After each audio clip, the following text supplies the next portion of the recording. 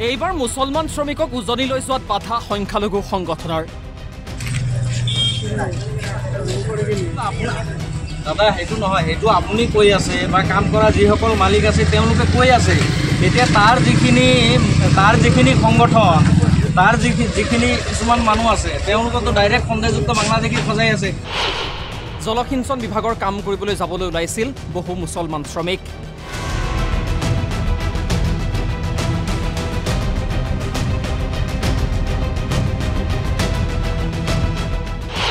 উজনিত মুছলমান শ্ৰমিকৰ নিৰাপত্তা সুনিশ্চিত নহয়। জিলা প্ৰশাসনে নিৰাপত্তাৰ দায়িত্ব নল'লে যাবলৈ নিদিয়ে শ্ৰমিকক।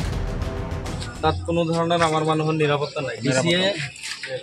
ডিচিয়ে হেৰি জনাব লাগিব যে আমাৰ শ্ৰমিক মানুহক কোনো অত্যাচাৰ কৰে, তেওঁলোকে ডিচি তাত যাব লাগিব, ডিচিয়ে ক্লিয়াৰেন্স দিব লাগিব, তেতিয়াহে আমি মানুহ যাব, নহ'লে মানুহ না। আমাৰ কালি যদি এটা ল'ৰা কিবা হয় মাৰিব পিটিব, এনেই কোনে ৰিস্ক ল'ব? সেইটো ৰিস্ক নহয়, কাৰণ উজনি অসমত আমাৰ মানুহ কোনো কাৰণত যাব নালাগে। তাত জিতু বৰুৱা বেশৃংখল উচ্ছৃংখল চলি হয় আমাৰ সংখ্যালঘু মানুহৰ ওপৰত অন্যায় অত্যাচাৰ কৰি আছে। গতিকে জিলা প্ৰশাসনৰ লগতে অসম চৰকাৰে এই ক্ষেত্ৰত কঠোৰ ভূমিকা ল'ব লাগিব। আমাৰ মানুহৰ নিৰাপত্তা, সংখ্যালঘু মানুহক নিৰাপত্তা দিব লাগিব, তেতিয়াহে আমি ফোন কৰি ঠিকাদাৰক জবাবদিহি সংখ্যালঘু নেতাৰ। ভিডিঅ'ত দেখিলোঁ মানুহ কাম কৰা মানুহখিনিক তেওঁলোকে মাৰি আছে, ধমকি দি আছে। এতিয়া এই মানুহখিনি যে যাব, কি ভিত্তিত যাব? তেওঁলোকৰ নিৰাপত্তাৰ দায়িত্ব কোনে ল'ব? যদি কালি পৰহি কেছ কিবা এটা হৈ যায়, তেওঁলোকক যদি কোনোবাই দম দিয়ে,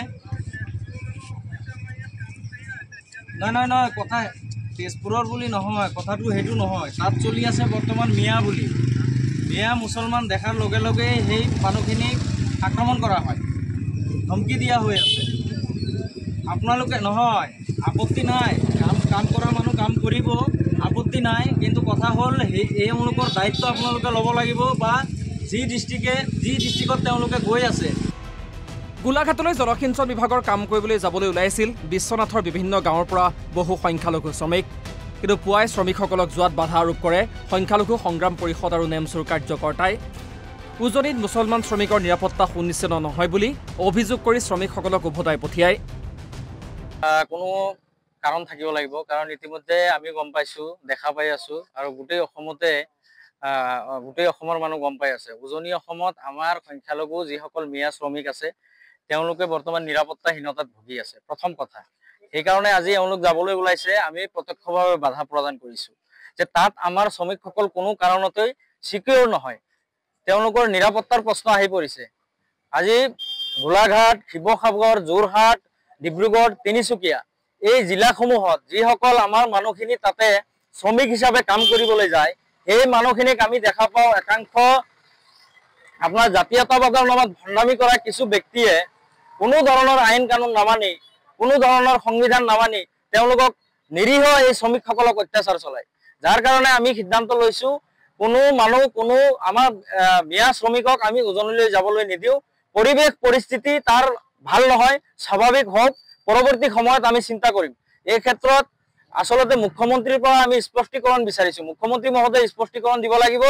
সেই যিসমূহ জিলাত কাম কৰিবলৈ যাব, সেই কাম কৰা জিলাসমূহৰ ডিচি যিহেতু প্ৰশাসনিক মুৰব্বী, তেখেতে নিৰ্দেশনা দিব লাগিব। তেখেতসকলে নিৰ্দেশনা দিব লাগিব যে কোনো শ্ৰমিকক অত্যাচাৰ চলালে তাৰ দায়িত্ব সেই জিলা প্ৰশাসনে ল'ব। কিন্তু এতিয়ালৈকে কোনো ধৰণৰ তেনেকুৱা ব্যৱস্থা উজনি অসমৰ এই জিলাসমূহৰ প্ৰশাসনে লোৱা নাই। গতিকে আমি আমাৰ শ্ৰমিকসকলক কোনো কাৰণতে যাব নিদিওঁ।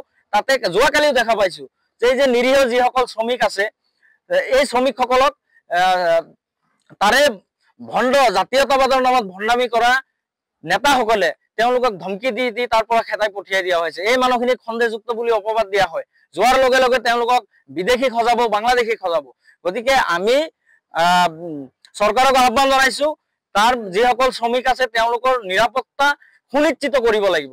যদি কৰিব নোৱাৰে তেন্তে আমি কোনো কাৰণতে আমাৰ শ্ৰমিকসকলক তালৈ আমি যাবলৈ নিদিওঁ। এই কথাটো আমি স্পষ্ট কৰি দিছোঁ। আৰু তাৰ লগতে আৰু এটা কথা, যোৱাকালি দেখা পাইছোঁ জিতু বৰুৱা নামৰ যিগৰাকী জাতীয় সংগ্ৰামী নেতা, সংগ্ৰামী সংগঠনৰ যিগৰাকী নেতা, তেওঁ অপেন মুকলিভাৱে সেই মানুহখিনিক ভাবুকি দি আছে। তেওঁ সকীয়াই দিছোঁ, এই ধৰণৰ কাৰ্যৰ পৰা বিৰত থাকক।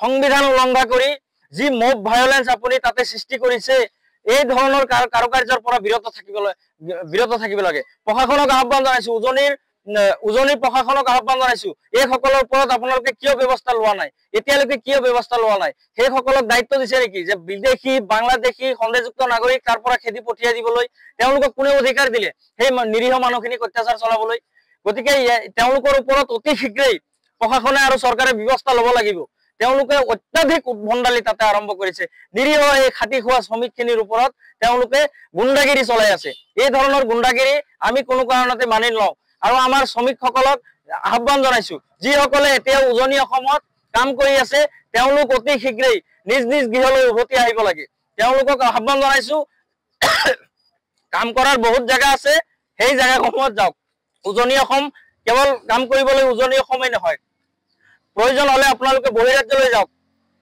তথাপিও নিজৰ আত্মসন্মান লৈ জীয়াই থাকক বিশ্বনাথৰ পৰা ত্ৰিবেণী বৰা অসম লাইভ 24